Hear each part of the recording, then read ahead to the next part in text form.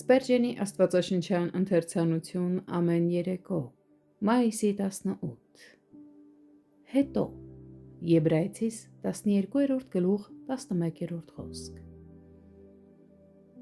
Ինչ երջանիկ են լինում քրիստոնյաները փորձություններից հետո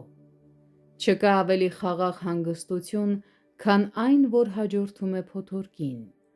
Ով չի հիացել պարսկա երկնքով, անձրևից հետո Հաղթական խնջույքները լավ վարժված մարտիկների համար են, առյուծին սպանելուց հետո ենք մենք մեղր ուտում, դժվարությունների սարը հաղթահարելուց հետո ենք շունչ առնում հանգստյան հովտում, մահվան շուքի ձորով անցնելուց և Ապոլոնի հետ կռվելուց հետո է հայտնվում արդարության արեգակը, բժշկությունն իր թևերին,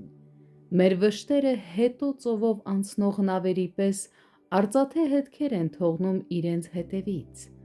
խաղաղություն,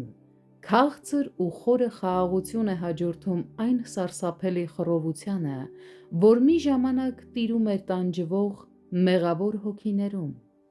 տեսեք ուրեմն, թե որքան երանելի է քրիստոնյայի կարգավիճակը, լավագույն բաները նրան վերջում են տրվում, այնպես որ այս աշխարհում նա վատագույն բաներն է ստանում,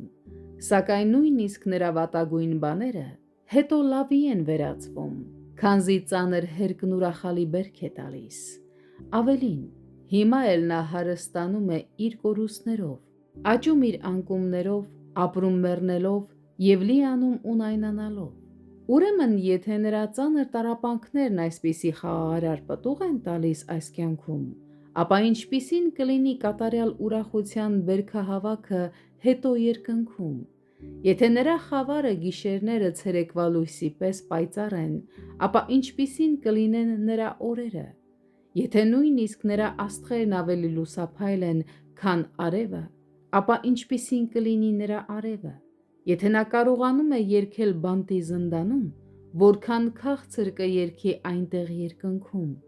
եթե նա կարողանում է փառաբանել Աստծուն կրակի միջից, ապա ինչպես կմեծարի նրան հավիտենական գահի առջև, եթե չարիքն էլ բարիք է նրա համար հիմա, ապա ինչ կլինի Աստծո առատ բարությունը հետո, ախ այդ օրհնյալ հետոն, սակայն դրա համար համբերություն է պահանջվում, հանգիստն ու հաղթանակն այսօրվա համար չեն, դրանք հետո են գալու,